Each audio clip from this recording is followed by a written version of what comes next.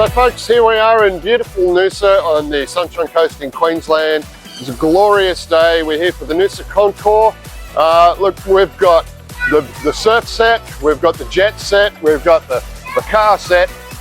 It's well and truly time to get set. Let's just go, have a look at this fantastic day, wonderful cars, and let's meet some great people along the way.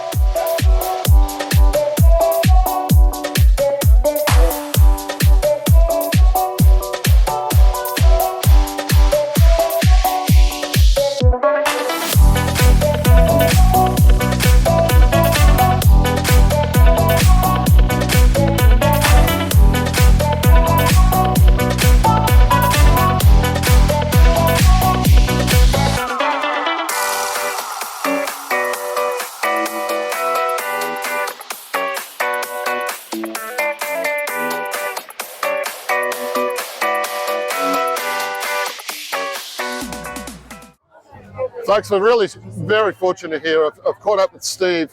Steve is one of the driving forces behind the Noosa Concours this year.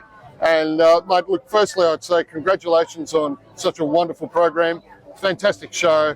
And how on earth did you manage to pull this off, mate? It is just brilliant. Well, I think particularly the last couple of years, or prior to the first one, it was the people in Hastings Street. Alicia Goodrum, who runs the whole Hastings Street exercise, was a driving force behind convincing all the people who had shops and businesses in Hastings Street to support the event. They went to council. Council said, well, we must support it, seeing it's everybody. But it took a year to get council approval. But it was a team effort. And the beauty of this event is it's for everybody. Yes. As you can see, there's people here, different walks of life, different interests, but everybody's got a smile on their face because it's free. And it's just, they can aspire to owning a car. There are cars here that anyone can own, some because they might have to become successful or earn a little money or other, but it's been a fabulous event. And the support has been terrific. Just stunning. We were saying before too, one thing that's really struck me about the crowd here today, we must have 20, 30,000 or more people here, and the crowd is so respectful of the vehicles, of the owners, of the officials, and quite frankly of each other as well. They're just really enjoying themselves. There's been no pushing and shoving. Everyone's just having a great time, and I think it's a credit to you and to the team who put it together.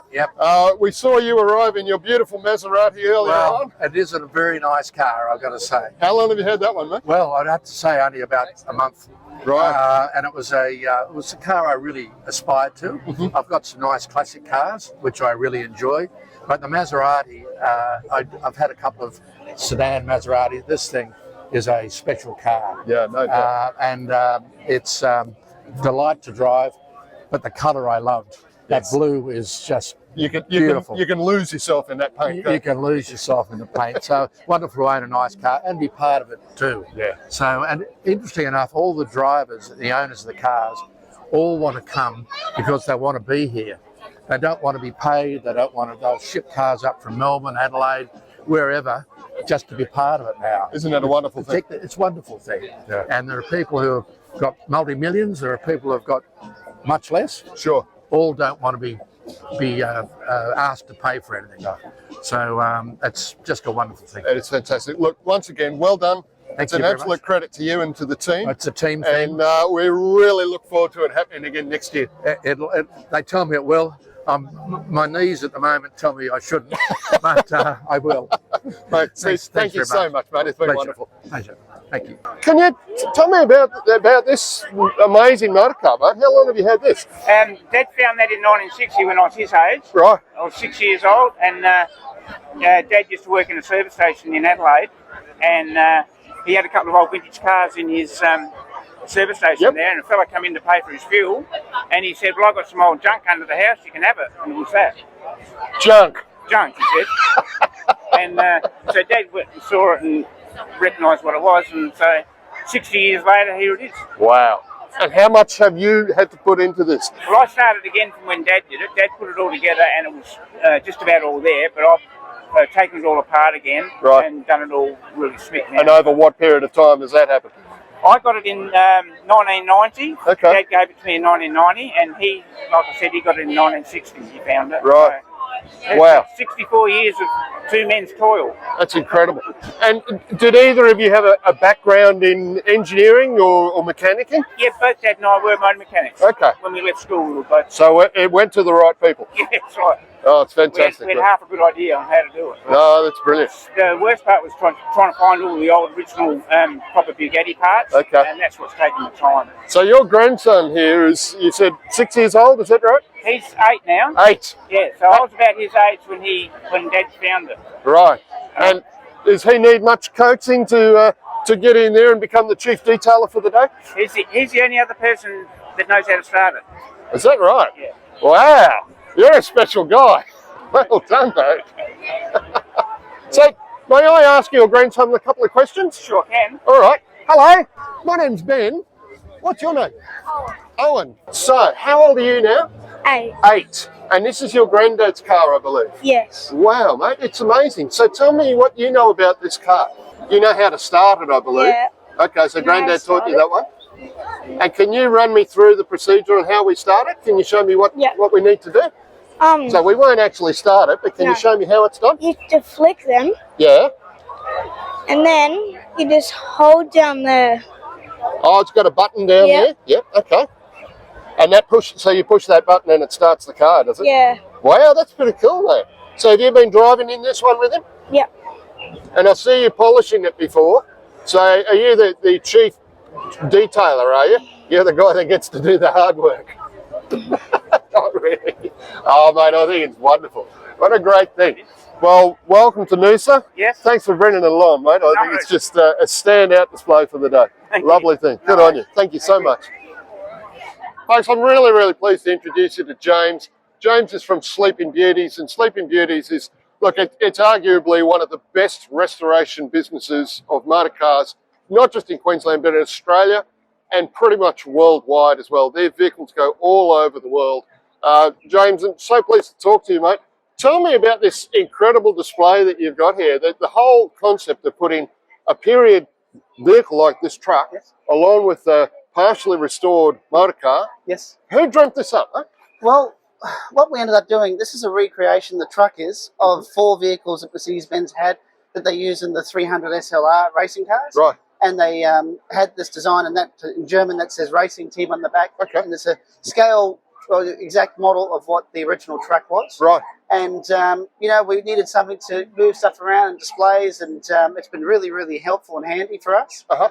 And so, yeah, we wanted, so this is a 300 SL, but the 300 SLR is like the full-on like racing car. This was the production car, which was still a racing car at the time. Sure. And, yeah, so this is a display, and most people never get to see the frame under a gullwing and see why it was so successful, because this was really the first time it was done in production. And yeah, so it's nice to have.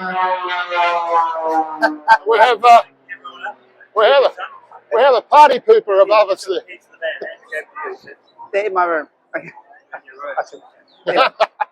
So yes, you're saying before that the chassis itself is chrome moly. It weighs 70 kilos, 70 kilos, not 700. With that, the motor that it would have had in it, which was a straight 6, is that right? Well, what they did, because at the time, this is 1954, is when they had come up with the making it into a production car. Preceding, so before this was the W194, which was the 300 SL, which was just for racing. Right. And they made 11 cars, and they were just strictly racing cars. And then Mercedes-Benz was happy to prove what they had done. They won everything they just about went into. And a lot of time they'd come first, second, third, and they were just winning everywhere. And they said, okay, we proved our point, and they were going to kill the whole project. And so there was going to be no 300 SL, there was going to be no production cars. And the guy that lived in New York at the time, called Max Hoffman, who was a major importer of cars, was a German Jew that escaped the Holocaust and lived in America. Anyway, Mr. Max Hoffman ended up saying to Mercedes-Benz, you have to make this into a car. And they were like, they weren't interested. They said, we don't think it will sell. We've done our thing. And he said, well, how about you come and do the Panamericana? He said, we don't have to do this. And they eventually were persuaded. So they sent a car to America, did the Panamericana, and won that as well.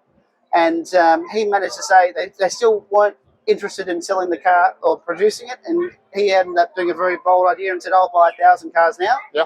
And he will sell them in America. Right. And that's when they went, okay, we'll do it. And that's what created the That's 300 what created SL. 300 SL. Otherwise, it would History never would say. exist. Yeah. And mate, look, I'm really excited for you to hear this story. I got a little bit of a snippet about this from your dad. Yes. Tell me about the truck, mate. What's Okay. the backstory with the truck? This particular truck. Well, for getting it. Yes. Well, yeah, we were looking for the right wheelbase and for the right type of one that we're going to use, because there's a few different ones, and the older they get, the harder they are, because they all lived a very, very, very hard life. Sure. And this one was sitting out in the middle of New South Wales in Bingara, and In a paddock. in a paddock, and it sat there for 30 years. So the tyres were still date stamped 1977. Right. And there was an old boy who owned this farm, and he said he used to use it, and he owned it originally. And he said it's time to, downsize the farm and move into the city. Yep. And he said that. So we said we'll buy the truck off you, and I'm going to drive it to Brisbane, which nearly it's about 700-800 kilometres from Brisbane.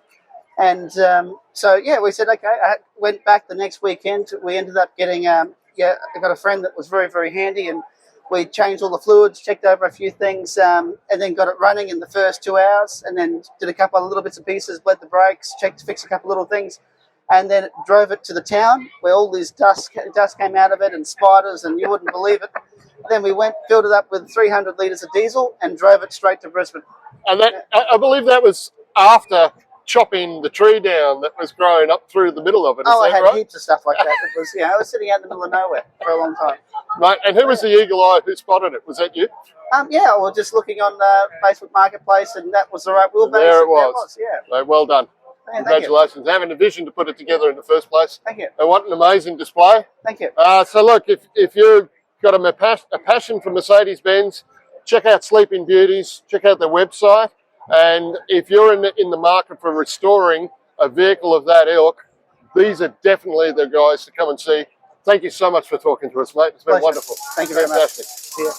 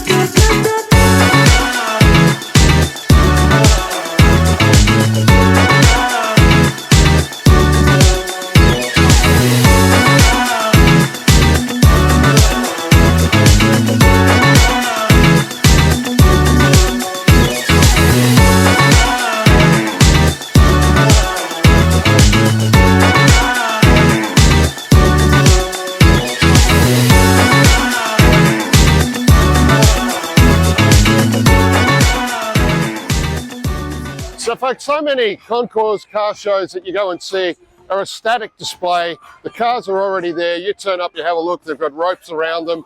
And if you're lucky, you get to talk to the owner. The Noosa Concours is a little bit different. As you can see, this is Hastings Street. This is the main street of Noosa. And we can actually see the cars coming in. So people not only get to see a static display, but they see the rolling car itself, get to hear the roar of those engines, and it just pulls in the whole ambience of it. People can come up and talk to the people who own the cars and actually get to know the people behind the vehicle. It's just fantastic. All right, so folks, I'm here with Peter. Peter's one of the officials of the event.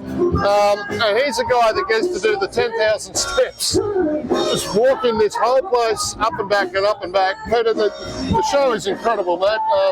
The respect from the crowd has been wonderful, and the cars themselves are just quite on another level. How long has your involvement been in all of this, mate? Well, I got involved with the Noosa Concours as a volunteer.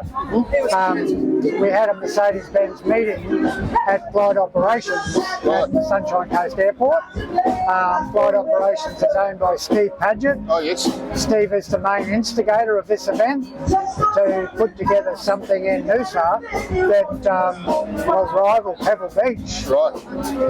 And obviously you can see how it's turning out. So it took them 4 years to put it all together. Yep. 2023 was the inaugural year. And the success of last year has led to this year, and actually it will grow every year based on popularity. All the businesses love it, and of course June has very good weather. So yeah, well the whole process is that you nominate your car to be in the event. The cars are selected by a panel, right, of what cars want to go in the event. Then those cars are then marshalled at a venue, where today was Pompey Place at Noosa, and then we as stewards, who are volunteers to look after the cars on the day, we get a chance to meet the owners, talk to the owners about the car. In addition to that, when we find out which car we have, we get presented with an envelope which has the car in it. Okay. Then we have to go and do some research on that car for ourselves to know what the car's all about, where it's been. In a lot of cases, the restoration process that's happened years ago. If they've been sold recently, that information is generally there on where they've been auctioned. It tells us whether they've been at Pebble Beach and all that sort of stuff. That's quite incredible. So as you walk down the street and you see these good people in these white coats, the people themselves have a lot of knowledge about the car that you're looking at. So if you can't talk to the owner, you can talk to the next best thing. I think that's incredible, right, man. That's fantastic. Yeah, that's really our job as a steward, is to keep people out of the roped area and to advise or tell people, answer questions about the cars, because we can only fit a limited amount of information on the placard. Sure. Yeah, so, and here we are today, just so glad to be a part of the event. It's been a great day, Peter. Thank you so much for talking to us, mate. It's wonderful. Good on you. Yeah. Folks, I'm here with Mark Jansen from Oldtimer Australia. Mark's no stranger to the show, and today he's brought along his beautiful 1973, is that right? Ferrari Dino. So, Mark, tell us about this wonderful car. Yeah, so it's a 1973 Ferrari Dino 246 GT. Early 73 production, sold new into the UK. Right. But interestingly, spent most of its life in America. So a lot of English cars found their way back to the States with American servicemen. Sure. I'm sure that's what happened to this car. Right. It had a colour change whilst there. It was originally maroon, which is sort of a bronzy brown colour. It was painted green in America. And anyway, it found its way to New Zealand. And it was restored in New Zealand and painted yellow. And the guy that had the car restored collected yellow Ferrari. So that's why it ended up yellow. They did a wonderful job of the restoration, like went through everything. So everything's done. Yeah, it was restored probably 25 years ago, but it's done very few miles since. Was brought into Australia by Oldtimer Australia maybe 15 years ago and sold to the current owner. It's probably done 1,000 miles in that time. So it presents like a fresh restoration. And yeah, the car is offered for sale, and we've got it on our stand here today. Fantastic. So if people would like to have a look at it, get in touch with Oldtimer Australia or on your socials or on the website? Yeah, for sure. Just jump onto the website, oldtimeraustralia.com, and give us a ring or send us an email. But yeah, great to have the car here today. It's pretty special. Thank you for bringing it along today and having a chat with us, mate. Thank you. Good on you. Thanks, Cheers. Mark.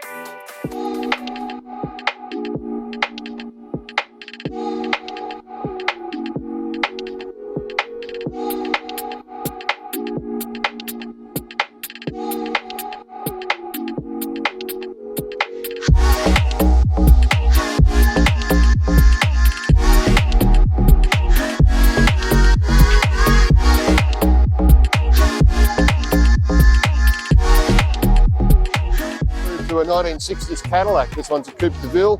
A stunning thing in its own right as well. Just a beautiful machine, like floating on air. Incredible to drive, lots of fun. And when you look at the character of the vehicles, just the Americans had such a sense of pizzazz back in those days. When Rolls-Royce were still putting electric windows in cars in the 1950s by special order, Cadillac was doing it back in the 1940s. So power steer, power brakes, the whole lot. What an amazing vehicle.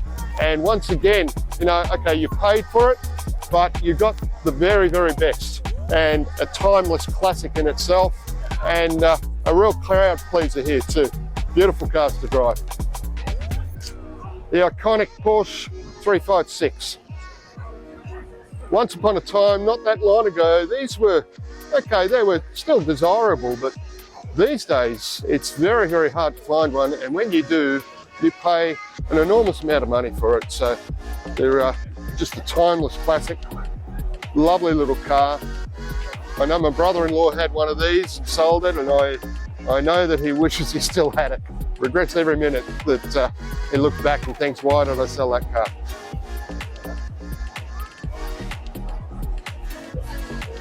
Through to something that all the fans of 80s movies will recognise, the DeLorean. Obviously made famous by the Back to the Future franchise, Marty McFly and Doc. Quite an incredible story with DeLorean himself being the guy who started the company, having come from GM as a stylist, decided to branch out on his own, and the car was built in Ireland. If you're wondering about the bodywork, it is stainless steel, so Mr. Musk, somebody got to it before you did. Quite an amazing car. Not quite the time machine from the 80s classic, that one though. So here we have a Lamborghini P400S, LP400S Concours. This was the pin-up poster for all of the Gen Xers back in the day. I remember having one of these on the bedroom wall. This is the only right-hand drive. A good friend of the Australian Car Collector Show owns this one from Old Timer Garage, and we might even catch up with him today.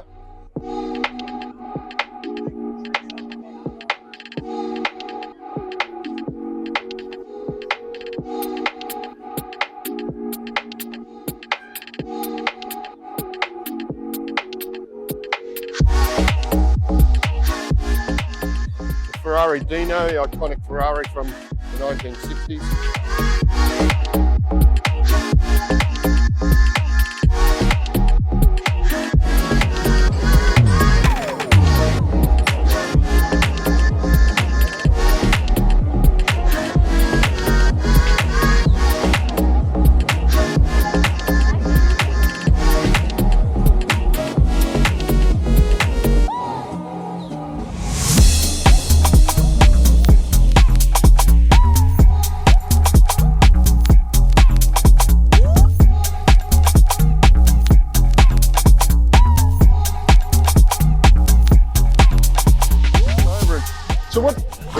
So folks, this is an incredible Rolls-Royce. What year is this one, Darren? 1910.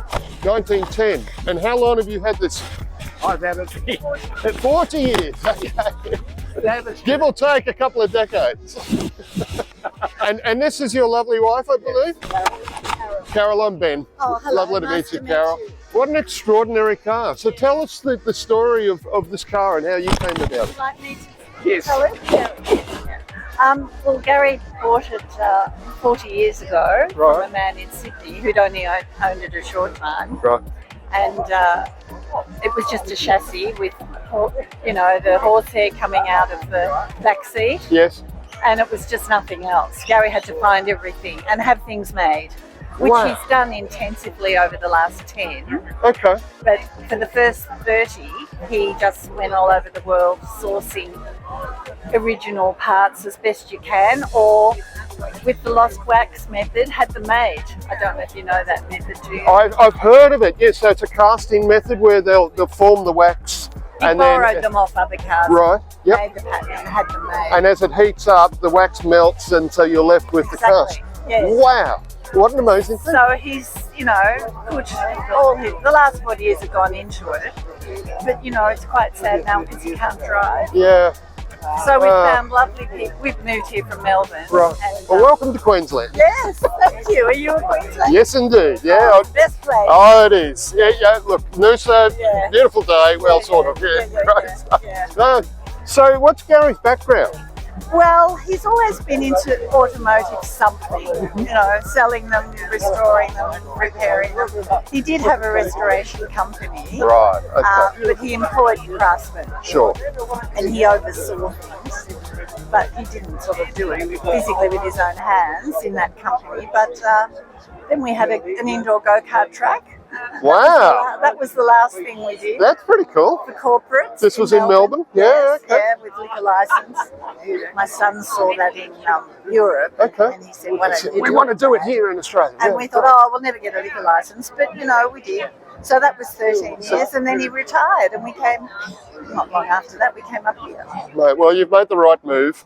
We love it. I think the car is incredible. And what it's not an undertaking that you would take on lightly. There's a huge amount of responsibility as much as anything in bringing that back to that standard. Yes. There's not many people in the world who would take that on, and I think it's just extraordinary. Oh, well, that's very nice. Well done, mate. Yeah. Just beautiful. It's a very big day for Gary, and we're just blown away by the interest. It's great, isn't it? Look, we've got several thousand people here in the main street, and to be able to come and talk to the owner of the car and see it move, see it run, is just a wonderful thing.